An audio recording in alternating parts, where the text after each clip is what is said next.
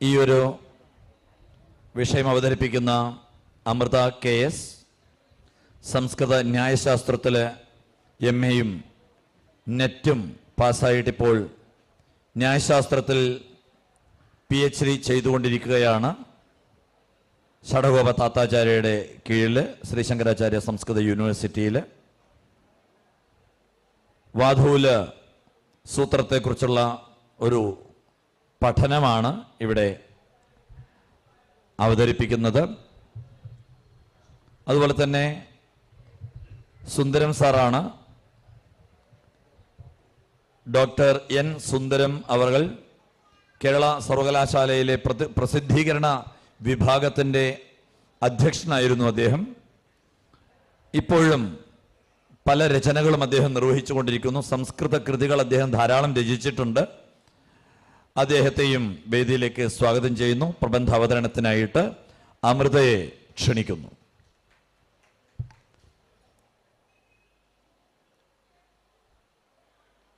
ശ്രീ സംഗമേശായ നമഃ. ശ്രീ സംഗമേശസ്വാമിയുടെ മണ്ണിൽ നിന്ന് ശ്രീ പത്മനാഭസ്വാമിയുടെ മണ്ണിൽ വന്നിട്ട് ഇങ്ങനെ ഒരു പ്രബന്ധം അവതരിപ്പിക്കാൻ അവസരം കിട്ടിയതിൽ വളരെയധികം സന്തോഷമുണ്ട്. വാധൂല സൂത്രം, ഇതിലൊരു പ്രബന്ധം അവതരിപ്പിക്കാനുള്ള ഒരു യോഗ്യതയൊന്നും എനിക്കില്ല എന്നറിയാം.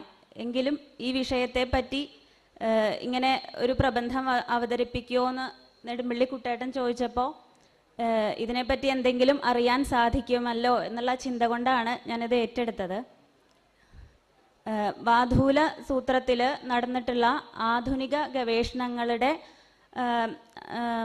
ഫലമായിട്ട് പ്രസിദ്ധീകരിക്കപ്പെട്ട ഗ്രന്ഥങ്ങളുടെ ആമുഖ ഭാഗങ്ങളെല്ലാം പരിശോധിച്ചുകൊണ്ട് ഉണ്ടാക്കിയ ഒരു ചെറിയ ഒരു പ്രബന്ധമാണ് ഇത് എന്ന് ഞാൻ ആദ്യം പറയട്ടെ.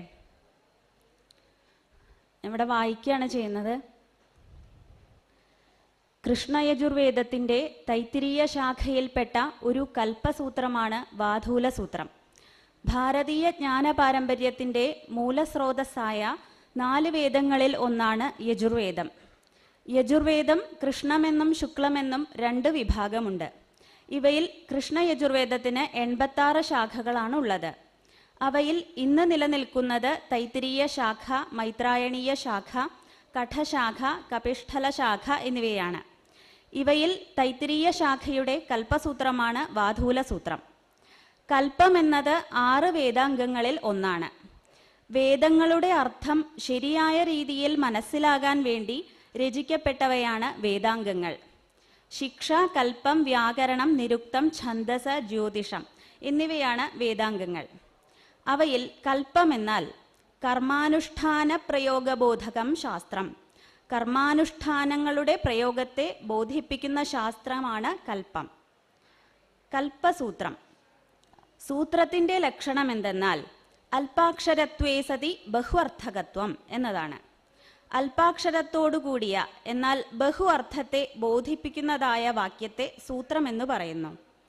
കൽപ്പഗ്രന്ഥങ്ങൾ സൂത്രരൂപത്തിലാണ് എഴുതിയിരിക്കുന്നത് എന്നുള്ളത് കൊണ്ട് ഇവ കൽപ്പസൂത്രം എന്ന പേരിൽ അറിയപ്പെടുന്നു. കൽപ്പസൂത്രത്തെ ശ്രൗതസൂത്രം, ഗൃഹ്യസൂത്രം, ധർമ്മസൂത്രം, ശുൽബസൂത്രം എന്നിങ്ങനെ 4ആയി വിഭജിക്കാം.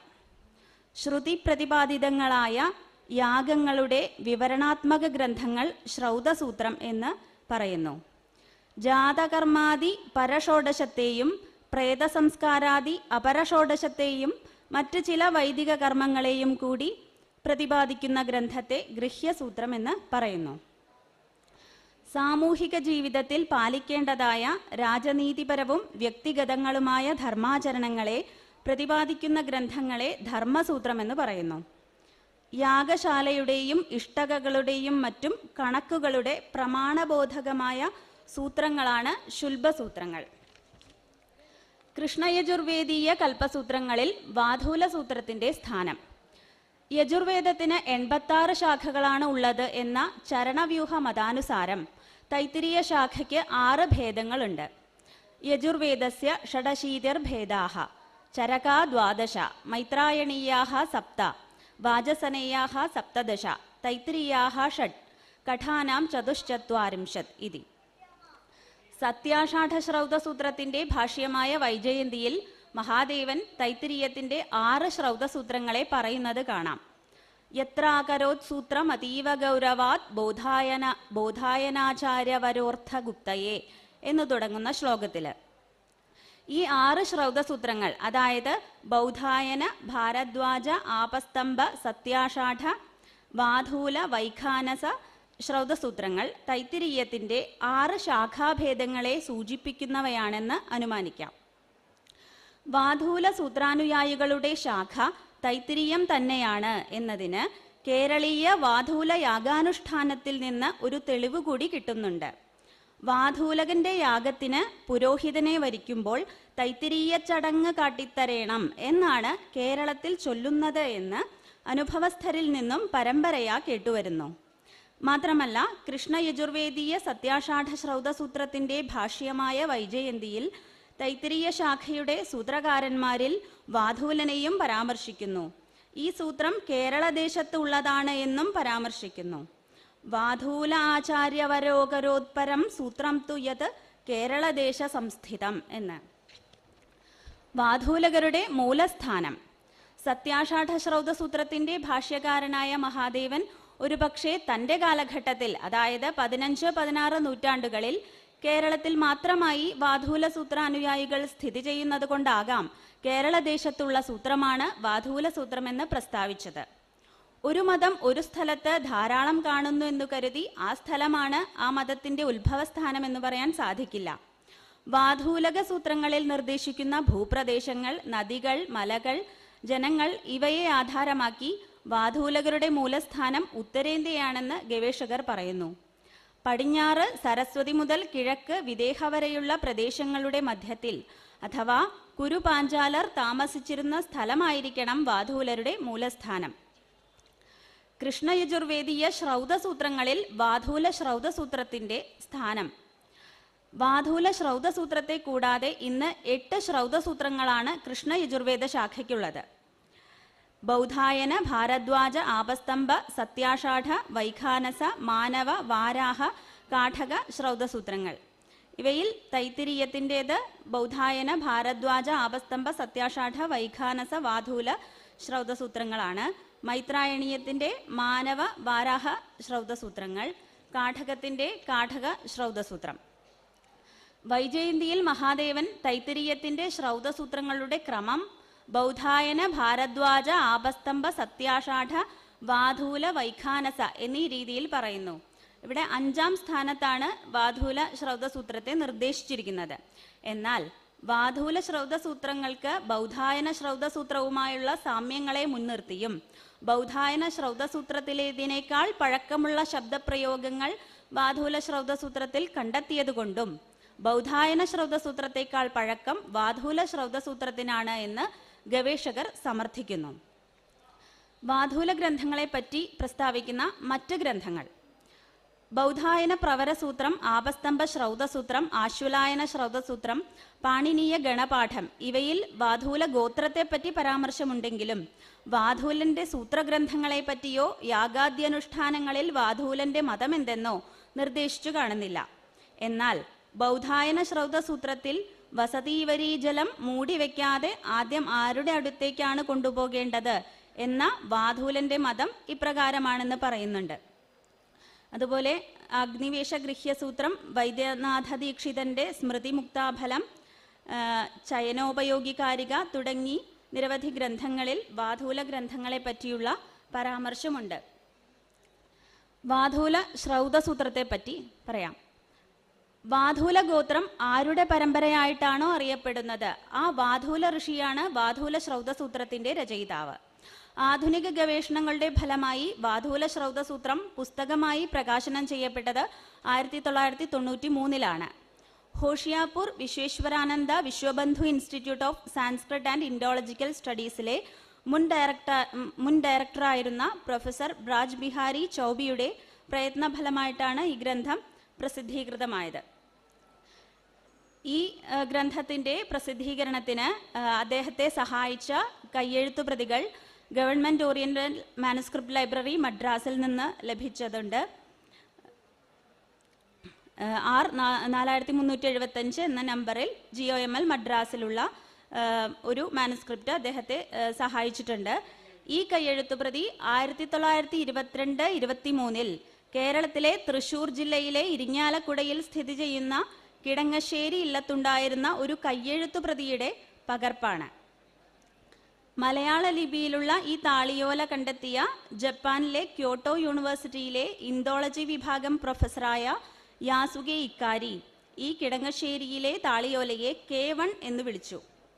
വാധൂല ശ്രൗതസൂത്രത്തിൻ്റെ പ്രസിദ്ധീകരണത്തിന് അദ്ദേഹത്തെ സഹായിച്ച മറ്റൊരു താളിയോലയാണ് Vishveshvaranand Vishvabandhu institute of Sanskrit and Indological സ്റ്റഡീസിലുള്ള ഒരു ഗ്രന്ഥം.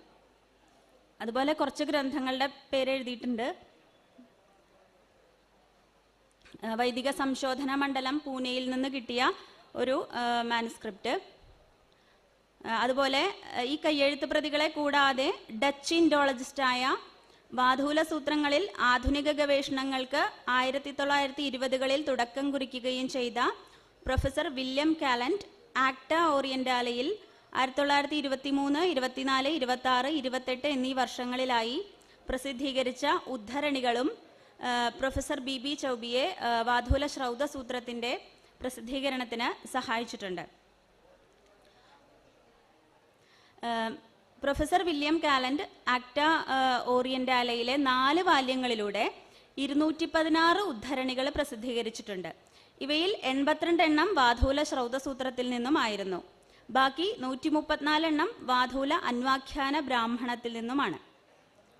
ഇത്തരത്തിൽ വാധൂല ശ്രൗതസൂത്രത്തിൻ്റെ പ്രസിദ്ധീകരണത്തിൽ ചൗബിയെ സഹായിച്ച കയ്യെഴുത്തുപ്രതികളുടെ മൂലസ്ഥാനം കേരളത്തിലെ ഇരിങ്ങാലക്കുടയിലെ വാധൂല ഗൃഹമായ കിടങ്ങശ്ശേരിയാണെന്ന് കിട്ടുന്നു.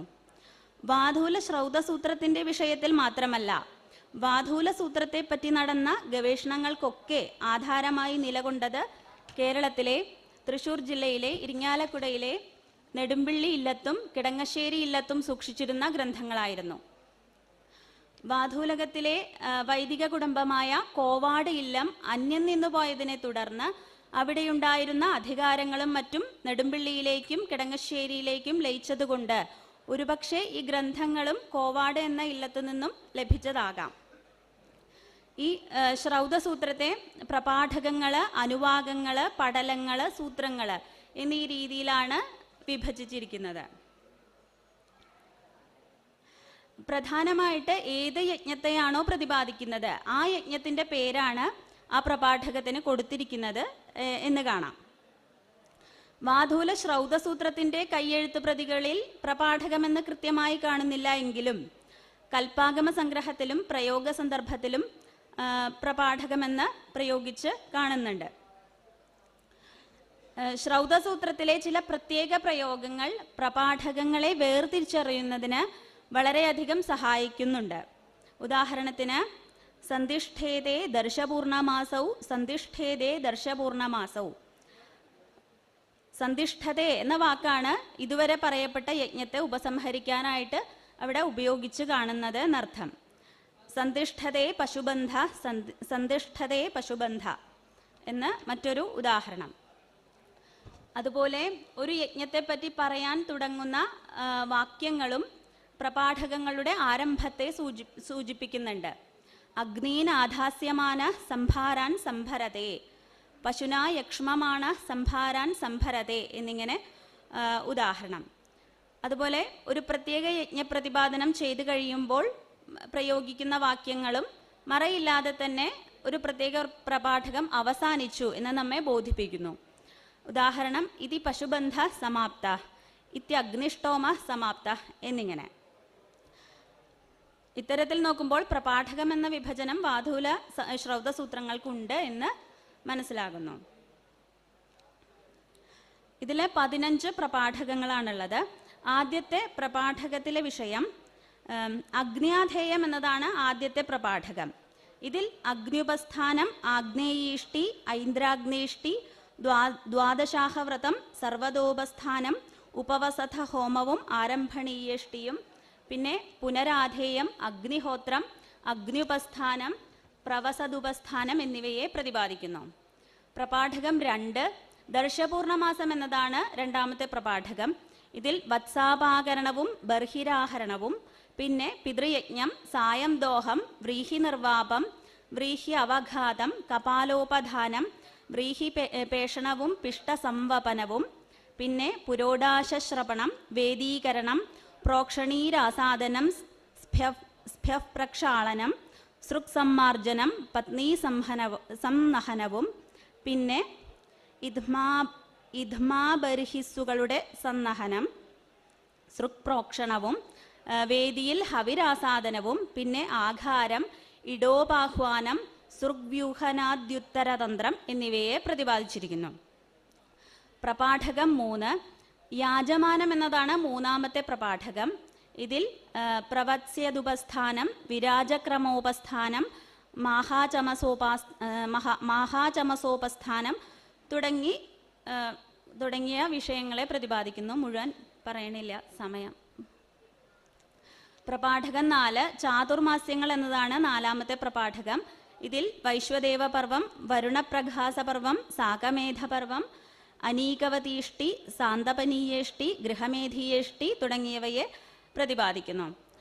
പ്രപാഠകം 5 പശുബന്ധമാണ് പ്രതിപാദ്യ വിഷയം.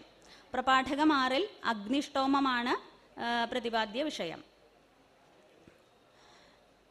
പ്രപാഠകം 7 അഗ്നിഷ്ടോമം എന്നത് തന്നെയാണ് ഇതിലെയും പ്രതിപാദ്യ വിഷയം. ഇതിൽ പ്രാതസ്സവനം, ഗ്രഹഗ്രഹണം, സംപ്രസർപ്പണം തുടങ്ങിയവ പ്രതിപാദിക്കുന്നു.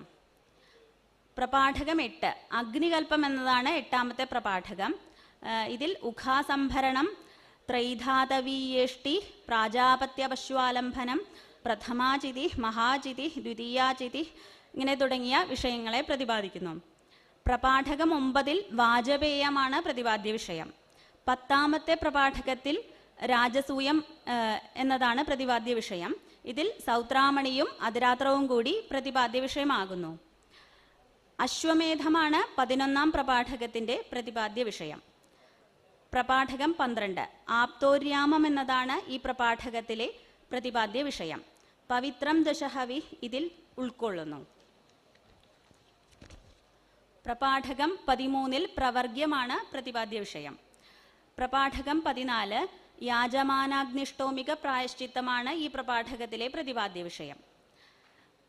പരിശേഷം എന്ന 15ാം പ്രപാഠകത്തിൽ സ്ത്രീ ശാന്തിക കർമ്മം, നാമകരണം, മേധാജനനം, പിതൃകർമ്മം തുടങ്ങിയ വിഷയങ്ങളെ പ്രതിപാദിക്കുന്നു. ഈ വാധൂല ശ്രൗതസൂത്രത്തിന്റെ വ്യാഖ്യാനമാണ് ആര്യദാസന്റെ കൽപ്പാഗമ സംഗ്രഹം എന്നുള്ളത്. ഇത് ഇതുവരെ പ്രസിദ്ധീകരിച്ചിട്ടില്ല എന്നാണ് അറിവ്. അടുത്തത് വാധൂല യജ്ഞ പ്രായശ്ചിത്തം. 2001 പ്രൊഫസർ ബി ചൗബി വാധൂല യജ്ഞ പ്രായശ്ചിത്തം പ്രസിദ്ധീകരിക്കുന്നത്. പ്രൊഫസർ കാലന്റ് വാധൂല യജ്ഞ പ്രായശ്ചിത്തം എന്നത് പ്രത്യേകമൊരു ഗ്രന്ഥമാണോ അതോ പ്രൊഫസർ വിറ്റ്സൽ പറയുന്നത് പോലെ അന്വാഖ്യാനത്തിന്റെ ഭാഗമാണോ എന്നൊന്നും തന്റെ പഠനഫലങ്ങളിൽ രേഖപ്പെടുത്തിയിട്ടില്ല. എന്നാൽ പ്രൊഫസർ ബി ചൗബിയുടെ അഭിപ്രായത്തിൽ ഇത് ഒരു വേറിട്ട ഗ്രന്ഥം തന്നെയാണ്, അന്വാഖ്യാനത്തിന്റെ ഭാഗമല്ല. വാധൂല അന്വാഖ്യാനത്തിന്റെ സമ്പാദനത്തിനു ശേഷമാണ് പ്രൊഫസർ ചൗബി വാധൂല യജ്ഞ പ്രായശ്ചിത്തത്തിന്റെ സമ്പാദനത്തിന് പുറപ്പെട്ടത്. അതുകൊണ്ട് തന്നെ ശാസ്ത്രീയമായി താൻ കണ്ടെത്തിയ വസ്തുതകളെ മുൻനിർത്തിയാണ് പ്രൊഫസർ ചൗബി ഈ വാദം മുന്നോട്ട് വെച്ചത്.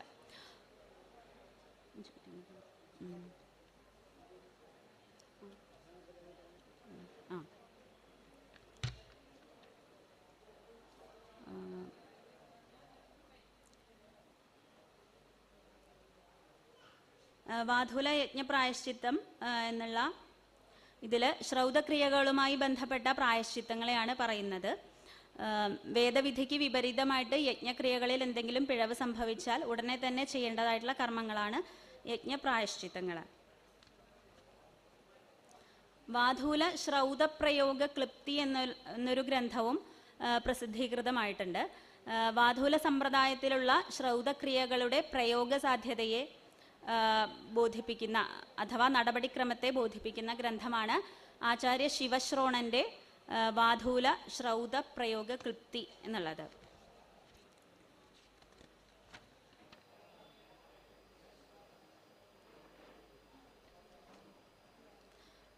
ഇതിൽ 5 പ്രപാഠകങ്ങളുണ്ട്.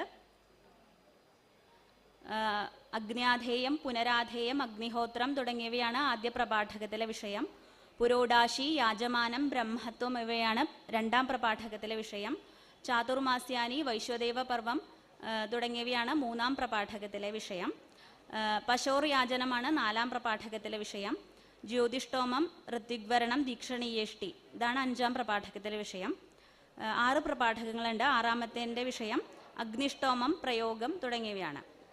വാധൂല അന്വാഖ്യാനം എന്ന് പറയുന്ന ഒരു ഗ്രന്ഥവും പ്രൊഫസർ ബി ബി ചൗബിയുടെ നേതൃത്വത്തിൽ പ്രസിദ്ധീകരിച്ചിട്ടുണ്ട്. അതുപോലെ വാധൂല ഗൃഹ്യാഗമ വൃത്തിരഹസ്യം, വാധൂല ഗൃഹ്യസൂത്രത്തിൻ്റെ വ്യാഖ്യാനമാണ് വാധൂല ഗൃഹ്യസൂത്ര വൃത്തി. അതിൻ്റെ വ്യാഖ്യാനമാണ് സംഗമഗ്രാമ നിവാസിയായിട്ടുള്ള നാരായണ മിശ്രൻ എഴുതിയിട്ടുള്ള വാധൂല ഗൃഹ്യാഗമ വൃത്തിരഹസ്യം. ഇവിടെ സമയം തീരെ ഇല്ലാത്തതുകൊണ്ട്, എന്നാൽ ഒട്ടും പറയാതിരിക്കാൻ പാടാത്ത ഒരു വിഷയം ആയതുകൊണ്ടും പറയുന്നു. ബാധൂലക ചടങ്ങ് എന്നുള്ളൊരു പുസ്തകത്തെ പറ്റി. കേരളീയരായ വാധൂല സൂത്രാനുയായികളായ ഇന്നത്തെ തലമുറയെ സംബന്ധിച്ചിടത്തോളം ഏറ്റവും പ്രസക്തമായ ഗ്രന്ഥമാണ് കേരളീയനായ വാധൂലകനായ ബ്രഹ്മശ്രീ വെള്ളാരപ്പള്ളി മഠത്തിലില്ലത്ത് സോമയാജിപ്പാട് മഹൻ വാസുദേവൻ നമ്പൂതിരി എഴുതിയ ബാധൂലക ചടങ്ങ് എന്ന പുസ്തകം. അടുത്ത കാലത്ത് അന്തരിച്ച അദ്ദേഹത്തിൻ്റെ ഉദ്ദേശശുദ്ധിയുടെ ഫലമാണ് ഇന്ന് വാധൂലകർക്കിടയിൽ ഗൃഹ്യാനുഷ്ഠാനങ്ങളെങ്കിലും നിലനിൽക്കുന്നു എന്നത്. ലളിത മലയാള ഭാഷയിൽ സംശയത്തിന് ഇടവരാത്ത രീതിയിൽ അദ്ദേഹം താൻ പരമ്പരയാ വശമാക്കി വന്ന വാധൂല ഗൃഹ്യാനുഷ്ഠാനങ്ങളുടെ പ്രയോഗരീതി ഈ ഗ്രന്ഥത്തിൽ വിവരിച്ചു. ഈ ഗ്രന്ഥത്തെ പരിശോധിച്ച പണ്ഡിതശ്രേഷ്ഠൻ നെടുമ്പിള്ളി തരണനെല്ലൂര് പത്മനാഭര ഗോവിന്ദര നമ്പൂതിരിപ്പാട് പറയുന്നു, ഈ ഗ്രന്ഥത്തിൽ പറയുന്നു, ഇതിൻ്റെ അവതാരികയിൽ, ക്രിയാഭാഗങ്ങൾക്ക് പുറമെ ഓരോ ക്രിയകൾക്കും വേണ്ടതായ സാധനങ്ങളുടെയും പരികർമ്മത്തിൻ്റെയും വ്യക്തമായ വിവരണവും പക്ഷഭേദങ്ങളും അനുബന്ധമായി നിമിത്തം, ആശൗചം, അപരക്രിയ, മുഹൂർത്തങ്ങൾ ഇങ്ങനെ ഗഹനങ്ങളായ വിഷയങ്ങളും കൂടി ഏറ്റവും ലളിതമായ രീതിയിൽ ഇതിൽ പ്രതിപാദിച്ചിട്ടുള്ളതിനാൽ ഈ ഗ്രന്ഥം ബാധൂലകന്മാർക്കെന്നല്ല കേരളീയ ബ്രാഹ്മണർക്കൊട്ടുതന്നെ ഒരു അമൂല്യനിധിയായി കരുതാവുന്നതാണ്. ഈ അഭിപ്രായം കൊണ്ടുതന്നെ ഈ ഗ്രന്ഥത്തിൻ്റെ മഹത്വം എത്ര വലുതാണെന്ന് മനസ്സിലാക്കാം. ഇതിനെ ഉപസംഹരിച്ച് പറയാം. മുമ്പ് വാധൂലകരുടെ വൈദിക ഗൃഹമായ കോവാടും പോണല്ലൂരും നാമാവശേഷമായി എന്ന് പറഞ്ഞു. ഇന്ന് ശേഷിക്കുന്ന ബാധൂലകന്മാരാണ് തരണനെല്ലൂർ ഗൃഹക്കാര്, മഠം, കൂറ്റമ്പിള്ളി, പഴങ്ങാപ്പറമ്പ്, താമരപ്പള്ളി ദേശക്കാര്, വെള്ളാങ്ങല്ലൂര് ദേശക്കാര്, നായത്തോട് ദേശക്കാര് എന്നിവര്. ശ്രൗതക്രിയയായ സോമയാഗം വാധൂല സമ്പ്രദായത്തിൽ അവസാനമായി ഉണ്ടായത് കിടങ്ങശ്ശേരി, മഠം, കൂറ്റമ്പിള്ളി എന്നീ ഇല്ലങ്ങളിലാണ്. ഗൃഹ്യകർമ്മങ്ങൾ ഇന്നും വാധൂല ചരണത്തിൽ തന്നെ അനുഷ്ഠിച്ചു പോരുന്നു ഈ കുടുംബക്കാരെല്ലാം. ഇന്ന് അത്യപൂർവം കുടുംബങ്ങൾ മാത്രമുള്ള ഈ വാധൂലക ചരണക്കാരെ കുറിച്ചുള്ള വിശദ വിവരങ്ങളുടെ ലഭ്യത കുറവാണ്. പല പല പുസ്തകങ്ങളിൽ നിന്നും മറ്റും പരമ്പരയാ കേട്ടുകേൾവികളിൽ നിന്നും അറിയാൻ കഴിഞ്ഞ ചെറിയ ഒരു കാര്യമാണ് വാധൂല സൂത്രം പൊതുപഠനം എന്ന രീതിയിൽ ഞാനിവിടെ അവതരിപ്പിച്ചത്. തെറ്റുകൾ സജ്ജനങ്ങൾ ക്ഷമിക്കണമെന്ന് പ്രാർത്ഥിക്കുന്നു. ഈ ഒരു സെഷൻ ഉപസംഹരിക്കുന്നതിന് വേണ്ടി സുന്ദരൻ സാറിനെ ക്ഷണിക്കുന്നു.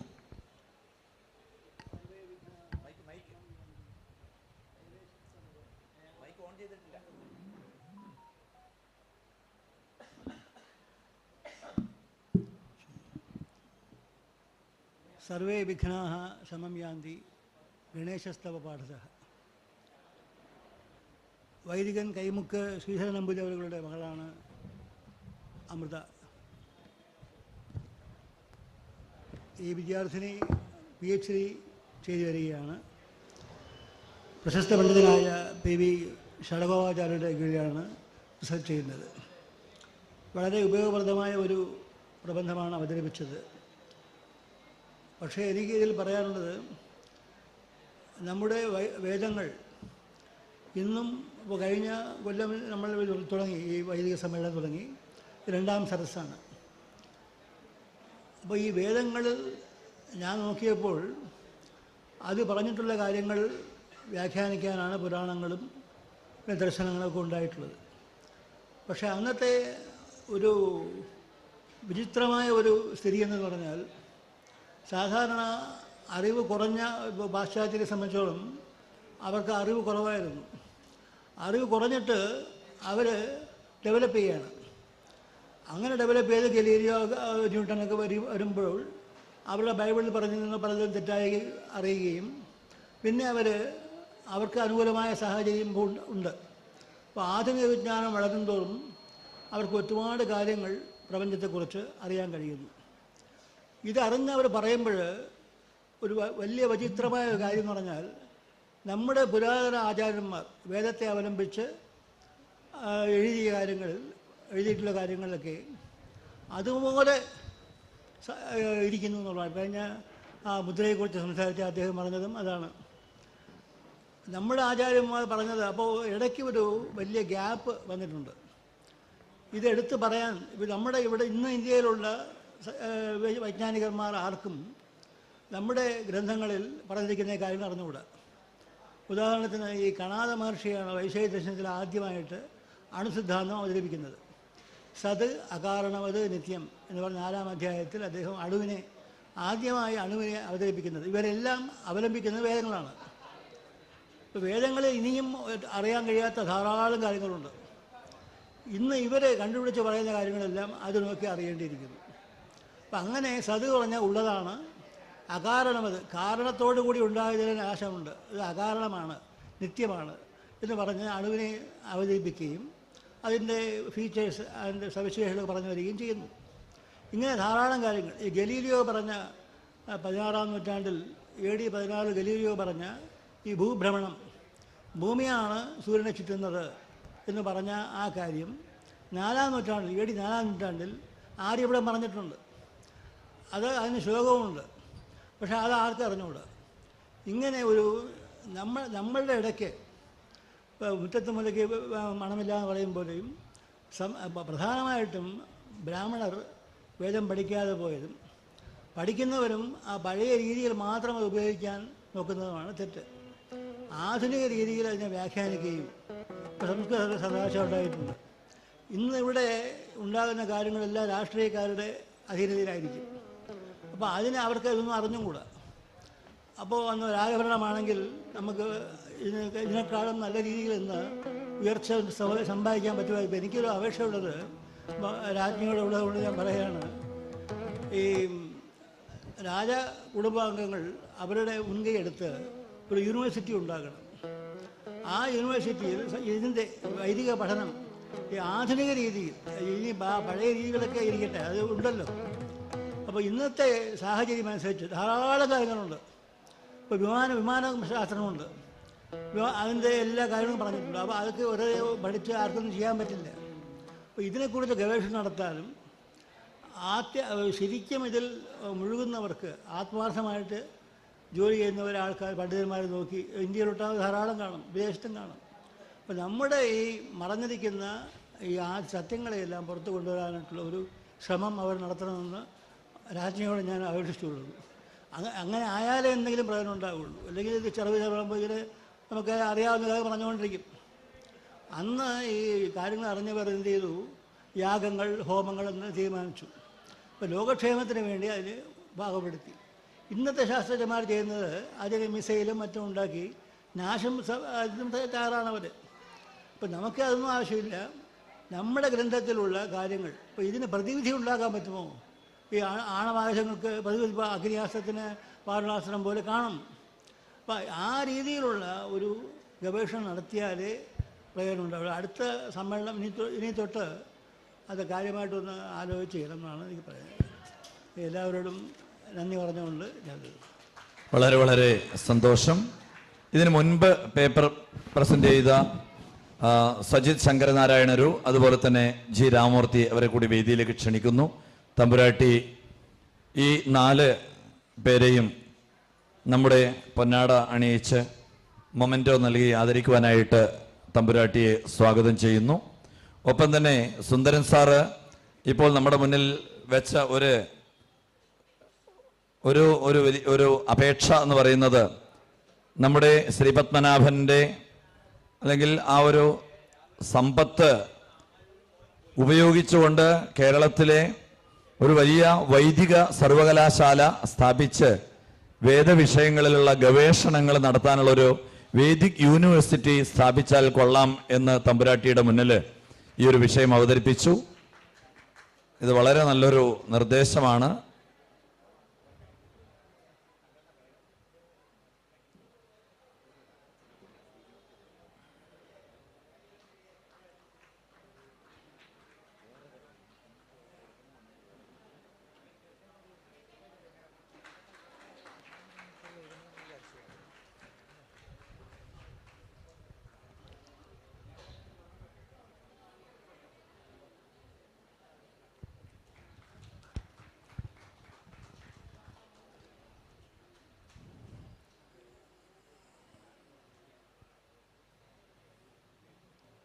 ഒരു ഗ്രൂപ്പ് ഫോട്ടോ എടുത്തോളൂ.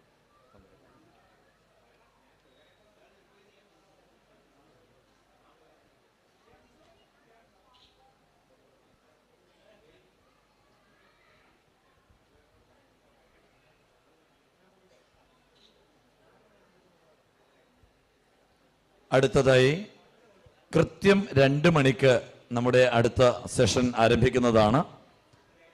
വളരെ പ്രാധാന്യമർഹിക്കുന്നു. ഇന്ന് എല്ലാം മുദ്രകളാണ് ഇന്നത്തെ ചർച്ച. 2 മണിക്ക് വേദമുദ്രകളുടെ സ്വാധീനം ക്ഷേത്രകലകളിൽ എന്ന വിഷയത്തിൽ 2 അവതരണങ്ങളാണ്, പ്രബന്ധങ്ങളാണ്. ശ്രീമതി ഡോക്ടർ അപർണ നങ്ങ്യാർ കൂത്തിൽ ആയിട്ട് ബന്ധപ്പെട്ടിട്ടും ബ്രഹ്മശ്രീ അർക്കന്നൂർ പ്രഭ കഥകളിയിലെ മുദ്രകളെക്കുറിച്ചും പ്രബന്ധം അവതരിപ്പിക്കുന്നുണ്ടാവും.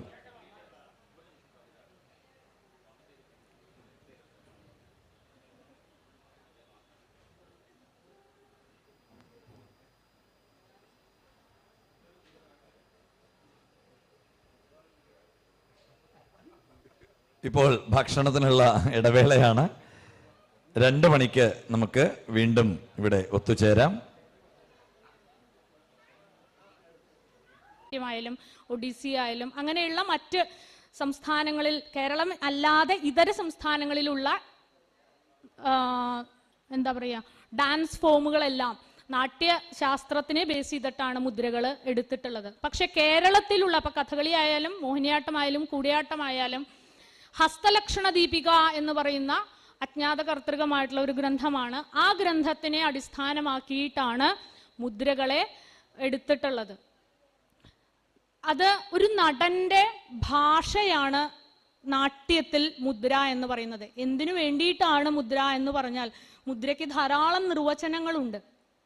അതില് എനിക്ക് നാട്യത്തിനോട് ഏറ്റവും ചേർത്ത് നിർത്താൻ പറ്റുന്ന ഒരു നിർവചനമായിട്ട് തോന്നിയിട്ടുള്ളത് മുദം രാത്തി അർപ്പയതി ഇതി മുദ്ര എന്നുള്ളത് തന്നെയാണ്. മുദം ഉണ്ടാക്കുന്നത്, ആനന്ദം, സന്തോഷം ഉണ്ടാക്കുന്നത് എന്താണോ അതാണ് മുദ്ര. അതായത് ഒരു അഭിനേതാവിൻ്റെ ഉള്ളിൽ ഉരുത്തിരിഞ്ഞു വരുന്ന ഒരു ആശയത്തെ ഒരു ആസ്വാദകനിലേക്ക് പകർന്നു കൊടുക്കാനുള്ള ഒരു മാധ്യമമാണ് മുദ്ര. എങ്ങനെയാണോ 2 വ്യക്തികൾ തമ്മിൽ സംസാരിക്കുമ്പോൾ ആശയവിനിമയത്തിന് ഒരു ഭാഷ ഉപയോഗിക്കുന്നത്, അതുപോലെയാണ് ഇവിടെ മുദ്ര. ഭാഷയ്ക്ക് പകരം മുദ്രയാണ് ഉപയോഗിക്കുന്നത്. ഭാഷയും ഉണ്ട്, ഡയലോഗുകളായിട്ട് സംസ്കൃത ശ്ലോകങ്ങൾ ചൊല്ലുന്നുണ്ട്. പക്ഷേ അതിന് പുറമെ അഭിനയ ഭാഗങ്ങൾ വരുമ്പോൾ, ഇന്ന് വൈകുന്നേരത്തെ പെർഫോമൻസ് കാണുകയാണെങ്കിൽ നിങ്ങൾക്ക് കൂടുതൽ മനസ്സിലാവും എങ്ങനെയാണ് ആ മുദ്രകളുടെ പ്രയോഗം, എങ്ങനെയാണ് അതൊരു ഭാഷയായിട്ട് മാറുന്നത്, മുദ്രകൾ ഒരു ഭാഷയാകുന്നത് എങ്ങനെയാണ് എന്നുള്ളത് മനസ്സിലാകുന്നതാണ്. അപ്പോൾ ഒരു നടനെ സംബന്ധിച്ചിടത്തോളം അയാളുടെ ഭാഷയാണ് മുദ്ര എന്ന് പറയുന്നത്. അങ്ങനെ നോക്കുകയാണെങ്കിൽ നമ്മളൊരു ഭാഷ പഠിക്കുകയാണെങ്കിൽ എന്താണ് ആദ്യം പഠിക്കുക? അക്ഷരങ്ങളാണ് പഠിക്കുക. അപ്പം അതുപോലെ തന്നെ മുദ്രയ്ക്കും 24 ബേസിക് ആയിട്ടുള്ള മുദ്രകളുണ്ട് ഹസ്തലക്ഷണ ദീപിക അനുസരിച്ച്. അതിപ്പോൾ പതാക, മുദ്രാഖ്യം, കടകം, മുഷ്ടി, ഇങ്ങനെ പേര് പറഞ്ഞിട്ട് ബേസിക് ആയിട്ട് 24 മുദ്രകളെ നമുക്ക് കാണാൻ പറ്റും. പക്ഷെ ആ പേരുകളിലുള്ള മുദ്രകളാണെങ്കിലും ഇപ്പോൾ പതാക എന്ന് പറയുന്ന മുദ്ര ഹസ്തലക്ഷണ ദീപിക അനുസരിച്ച് ഇതാണ്. ഈ ഒരൊറ്റ മുദ്ര കൊണ്ട് പല വാക്കുകളും ഉണ്ടാക്കുന്നു എന്നുള്ളതാണ് നാട്യത്തിന്റെ പ്രത്യേകത. അതിന്റെ വിനിമയത്തിലുള്ള വ്യത്യാസം കൊണ്ടാണ് വാക്കുകൾ അല്ലെങ്കിൽ അർത്ഥങ്ങൾ മാറി വരുന്നത്. അതിൻ്റെ ഒരു ഉദാഹരണം ഞാൻ കാണിക്കാം. പതാക മുദ്ര ഉപയോഗിച്ചിട്ട് ഒറ്റ കൈ കൊണ്ട് ഇങ്ങനെ കാണിച്ചാൽ പോയി എന്നാണ് അർത്ഥം. ഇതേ പതാക മുദ്ര രണ്ട് കൈയിലും പിടിച്ചിട്ട് ഇങ്ങനെ ചെയ്താൽ രാജാവ് എന്നർത്ഥം കിട്ടും. ഇതേ മുദ്ര തന്നെ ഇങ്ങനെ ചെയ്താൽ ഗുഹ എന്നർത്ഥം കിട്ടും. ആന എന്നതിനും ഇതേ പതാക മുദ്രയാണ് ഉപയോഗിക്കുന്നത്. സിംഹം എന്നതിനും ഇതേ പതാക മുദ്ര. അപ്പോൾ ഒരേ മുദ്ര കൊണ്ട് തന്നെ അതിൻ്റെ വിനിമയത്തിലുള്ള വ്യത്യാസം കൊണ്ട് പല വാക്കുകൾ ഉണ്ടാക്കുന്ന ഒരു സമ്പ്രദായമാണ് നാട്യത്തിൽ ഉള്ളത്. പക്ഷെ വേദത്തിലേക്ക് വരുമ്പോൾ എനിക്ക് തോന്നുന്നു അങ്ങനെയല്ല. അത് അക്ഷരങ്ങളെ ബേസ് ചെയ്തിട്ട്, അത് മാത്രമല്ല സ്വര അക്ഷരങ്ങൾക്ക് മാത്രമേ മുദ്രയുള്ളൂ എന്നാണ് അറിയാൻ സാധിച്ചത്. വ്യഞ്ജനാക്ഷരങ്ങൾക്ക് മുദ്രയില്ല. ഉണ്ടോ? ഉണ്ടല്ലേ. അന്ന് അതെൻ്റെ തെറ്റായ ധാരണയാണ്. എന്തായാലും അക്ഷരങ്ങളെ ബേസ് ചെയ്തിട്ടാണ് മുദ്രകൾ ഉള്ളത് വേദത്തിൽ. നാട്യത്തിൽ അങ്ങനെയല്ല. അതാണ് അതിൻ്റെ വ്യത്യാസം. പിന്നെ കൂടിയാട്ടത്തിൻ്റെ മുദ്രകളിലുള്ള ഒരു പ്രത്യേകത എന്ന് പറയുന്നത്, കൂടിയാട്ടത്തിൽ സംസ്കൃത ഭാഷയോട് ചേർന്ന് നിൽക്കുന്ന, അല്ലെങ്കിൽ സംസ്കൃത ഭാഷ തന്നെയാണ് കൂടിയാട്ടം എന്നതുകൊണ്ട് തന്നെ ദ്വിവചനത്തിന്, ബഹുവചനത്തിന്, ലോട്ടിന്, അതുപോലെ സ്ത്രീ പുരുഷ ഭേദം, അതുപോലെ തന്നെ മധ്യമപുരുഷൻ കാണിക്കുമ്പോൾ അതിൻ്റെ മധ്യമപുരുഷൻ പത്വം എന്ന് കാണിക്കുകയാണെങ്കിൽ, കരോഷി എന്ന് പറയുകയാണെങ്കിൽ ഇതാണ് കരോതി എന്നുള്ളതിൻ്റെ മുദ്ര എങ്കിൽ ഇത് കാണിച്ചിട്ട് ഈ ത്വം എന്നുള്ളതും കൂടി അത് മധ്യമപുരുഷന്റെ ആ ഒരു ഇതാണെന്ന് കാണിക്കാൻ ഇതും കൂടി കാണിക്കും. അതുപോലെ കരോമി ഉത്തമപുരുഷനാണെങ്കിൽ അത് കാണിച്ചിട്ട് ഇത് അഹം എന്നുള്ള മുദ്രയാണ്, അഹം. അപ്പൊ ആ ഉത്തമപുരുഷനാണ് എന്ന് കാണിക്കാൻ വേണ്ടി അതും കൂടി കൂടെ കാണിക്കുന്ന ഒരു സമ്പ്രദായം കൂടിയാട്ടത്തിലുണ്ട്. അത് സംസ്കൃത ശ്ലോകം ചൊല്ലി മുദ്ര കാണിക്കേണ്ടത് കൊണ്ട് കൃത്യമായ മുദ്ര, ആ പദത്തിന്റെ അർത്ഥം വരുന്ന കൃത്യമായ മുദ്ര വേണം എന്നുള്ളത് കൊണ്ടാണ് അത്തരത്തിലുള്ളൊരു സമ്പ്രദായം. അതുപോലെ ദ്വിവചനത്തിന് മുദ്രയുണ്ട്. അപ്പോൾ പക്ഷികൾ എന്ന് കാണിക്കുകയാണെങ്കിൽ പക്ഷി എന്ന് കാണിച്ചിട്ട് ദ്വിവചനം അതിന് മുദ്രയുണ്ട്. ബഹുവചനമാണെങ്കിൽ അതിനും വേറെ മുദ്രയുണ്ട്. സ്ത്രീലിംഗം പുല്ലിംഗം അതൊക്കെ മറ്റു ഇതിലുള്ളത് തന്നെയാണ്. സ്ത്രീകളാണെങ്കിൽ ഇപ്പൊ ഇവൾ എന്ന് കാണിക്കുകയാണെങ്കിൽ സ്ത്രീ മുദ്ര ഒരു കയ്യിൽ സ്ത്രീ മുദ്രയായിരിക്കും. ഇവൻ എന്നാണെങ്കിൽ രണ്ട് കയ്യിലും ഇതേ മുദ്രയായിരിക്കും. അങ്ങനെയുള്ള വ്യത്യാസങ്ങളും ഉള്ള അങ്ങനെയുള്ള വൈശിഷ്ട്യങ്ങൾ കൂടിയാട്ടത്തിലുണ്ട്. കാരണം അതിലെ ആ ആട്ടപ്രകാരത്തിനെ അല്ലെങ്കിൽ ആ എന്താണോ അഭിനയിക്കാൻ ഉദ്ദേശിക്കുന്ന ഭാഗം അതിനെ അതിൻ്റെ പൂർണ്ണതയിൽ ആസ്വാദകരിലേക്ക് എത്തിക്കുക എന്ന ലക്ഷ്യമാണ് കൂടിയാട്ടത്തിലുള്ളത്. അഭിനയ പ്രാധാന്യമുള്ളത് കൊണ്ട് തന്നെ മുദ്രാപ്രയോഗത്തിനും വളരെയധികം പ്രാധാന്യമുണ്ട്. ഈ മുദ്രകളുടെ കാര്യം പറയുമ്പോൾ തന്നെ വെറുതെ ഇങ്ങനെ പോയി എന്നുള്ള മുദ്ര കാണിച്ചത് കൊണ്ട് ഈ ആശയം ഒരു അഭിനേതാവിൽ നിന്ന് ആസ്വാദകനിലേക്ക് കിട്ടില്ല. അതിനെന്തു വേണം? യഥോ ഹസ്ത തഥോ ദൃഷ്ടി. അവിടെ കണ്ണ് വേണം, കണ്ണ് വരണം. കണ്ണ് വന്നാലേ അതിന് അനുഭവം ഉണ്ടാവുകയുള്ളൂ. ഇപ്പൊ വെറുതെ ഇങ്ങനെ കാണിച്ചാൽ അത് കിട്ടില്ല. പക്ഷേ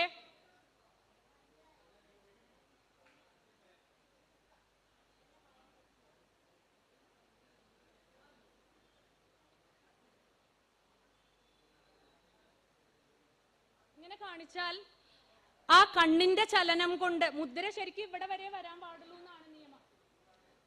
കൂടിയാട്ട നിയമപ്രകാരം നമ്മുടെ ദേഹത്തുനിന്ന് ഒരു ചാണകലെ മുദ്ര വരാൻ പാടുള്ളൂ. പക്ഷെ ഇയാൾ ദൂരത്തേക്ക് പോയി എന്ന് കാണിക്കണമെങ്കിൽ മുദ്ര ഇവിടെ വരെ വരുള്ളൂ. ഇവിടുന്ന് അങ്ങോട്ട് ആശയം സംവേദനം ചെയ്യുന്നത് കണ്ണാണ്. അപ്പൊ മുദ്രയുടെ പോലെ തന്നെയുള്ള പ്രാധാന്യം കണ്ണിനും ഉണ്ട് കൂടിയാട്ടത്തിലല്ല, എല്ലാ ദൃശ്യകലകളിലും ഉണ്ട്. കൂടിയാട്ടത്തിൽ അത് കുറച്ച് കൂടുതലാണെന്ന് എനിക്ക് പലപ്പോഴും തോന്നിയിട്ടുണ്ട്. അതുകൊണ്ട് അങ്ങനെ പറയണതാണ്. അതുപോലെ ഇപ്പോൾ പതാക എന്നുള്ള മുദ്ര പറഞ്ഞു. അങ്ങനെ ഈ 24 മുദ്രകളും ഉപയോഗിച്ച് അതിൻ്റെ വിന്യാസത്തിലുള്ള വ്യത്യാസം കൊണ്ടാണ് ഇതിൽ അർത്ഥഭേദങ്ങൾ ഉണ്ടാക്കുന്നത് എന്നുള്ളതാണ് പ്രധാനമായിട്ട് എനിക്ക് പറയാനുള്ളത്. ഇനി കൂടുതൽ മുദ്രകളെ കുറിച്ച് അറിയണം എന്നുണ്ടെങ്കിൽ ഇപ്പോൾ ഈ മുദ്രകൾ ഉപയോഗിച്ച് വാക്കുകൾ ഉണ്ടാക്കുന്നു. ഈ വാക്കുകളെ കൂട്ടിച്ചേർത്തുകൊണ്ട് വാചകം ഉണ്ടാക്കുന്നു. അങ്ങനെ ആ വാചകങ്ങളുടെ ഒരു ഘടന, അതിലൂടെയാണ് ഒരു വിഷയം അങ്ങോട്ട് സംവേദനം ചെയ്യിപ്പിക്കുന്നത്. ഇപ്പോൾ ഞാൻ ഗൃഹത്തിലേക്ക് പോയി എന്ന് കാണിക്കണമെങ്കിൽ അതിന് കൃത്യമായ മുദ്രാ സംവിധാനം നമുക്കുണ്ട്. ഞാൻ എന്ന് പറയുമ്പോൾ തന്നെ ഇങ്ങനെ കാണിക്കുന്നത് പുരുഷന്മാരാണ്. ഇങ്ങനെ കാണിക്കുന്നുണ്ടെങ്കിൽ അത് പുരുഷന്മാർ കാണിക്കുന്നതാണ്. സ്ത്രീകളാണെങ്കിൽ ഇങ്ങനെ കാണിക്കണം എന്നാണ് നിയമം. ഞാൻ ഗൃഹത്തിലേക്ക്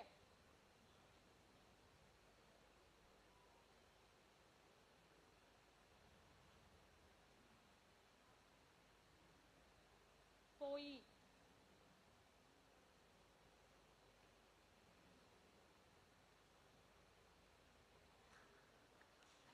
ഇതുപോലെയാണ് വാക്കുകൾ ഉപയോഗിച്ച് വാചകങ്ങൾ ഉണ്ടാക്കുന്ന ഒരു ശൈലി ഇതുപോലെയാണ് കൂടിയാട്ടത്തിലുള്ളത്.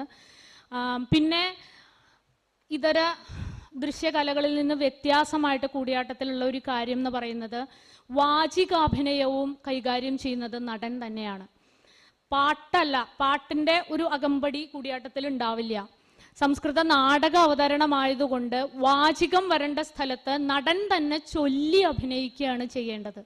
ശ്ലോകങ്ങൾ സ്വരിച്ച് ചൊല്ലി, ആ ചൊല്ലുമ്പോൾ അതാത് പദങ്ങൾക്ക് അതിൻ്റെതായ മുദ്രകളെ കാണിച്ചുകൊണ്ട്, ശ്ലോകമാണെങ്കിൽ ശ്ലോകം ആദ്യം ചൊല്ലും, അതിനുശേഷം ശ്ലോകം അന്വയിച്ച് അതിൻ്റെ ഓരോ പദങ്ങളുടെയും പദാനുപദം അർത്ഥം കാണിച്ച്, ഏതെങ്കിലും പദത്തിന് വളരെ വിശദമായിട്ട് നമുക്ക് അഭിനയിക്കാൻ വകുപ്പുണ്ടെങ്കിൽ അതും കാണിക്കും. അതിനൊരു ചെറിയ ഉദാഹരണം ഞാൻ പറയാം. തോരണയുദ്ധം കൂടിയാട്ടത്തില് രാവണന്റെ ഒരു അഭിനയ ഭാഗമുണ്ട്. അതില് തോരണയുദ്ധം കൂടിയാട്ടം ഹനുമാൻ വന്നിട്ട് അശോകവനിക ഉദ്യാനം നശിപ്പിച്ചു എന്നുള്ളത് ഈ ശംഖുകർണൻ എന്ന് പറയുന്ന അസുരൻ വന്ന് രാവണനെ അറിയിക്കുകയാണ്. അറിയിക്കുന്ന സമയത്ത് അപ്പോൾ രാവണന്റെ ചിന്തയാണ് അവിടെ ഈ ഒരു ശ്ലോകം, ജിത്വാ ത്രൈലോക്യമാജൗ സസുരധനുസുതം യന്മയാ ഗർവിതേന ക്രാന്ത്വാ കൈലാസമീശം സഗണപരിവൃതം സാകമാകമ്പ്യ ദേവ്യ. ഇത് അയാളുടെ രാവണൻ ചിന്തിക്കണതാണ്, ഞാൻ എങ്ങനെയുള്ള ആളാണ് എന്ന് ചിന്തിക്കണതാണ്. അവിടെ കഥാവിഷയം ശരിക്കും പറഞ്ഞാൽ രാവണൻ അത്രയും ഒരു ശ്രദ്ധ കൊടുത്ത് പരിപാലിച്ചു വന്നിട്ടുള്ള അശോകവനിക നശിപ്പിച്ചു എന്ന് പറയുകയാണ്. അത് പറയുമ്പോൾ അതിന് എതിരെ ആക്ഷൻ എടുക്കാതെ ഞാൻ എങ്ങനെയുള്ള ആളാണെന്നാണ് ആദ്യം ചിന്തിക്കണേ. അങ്ങനെയുള്ള എൻ്റെ അശോകവനികോദ്യാനം ഒരു കുരങ്ങൻ വന്ന് നശിപ്പിച്ചു. അപ്പൊ അവിടെ ക്രാന്ത്വാ കൈലാസം എന്നുള്ള ആ പദം എടുത്തു ചൊല്ലിയിട്ട്, പണ്ട് ഞാൻ കൈലാസം ഇങ്ങനെ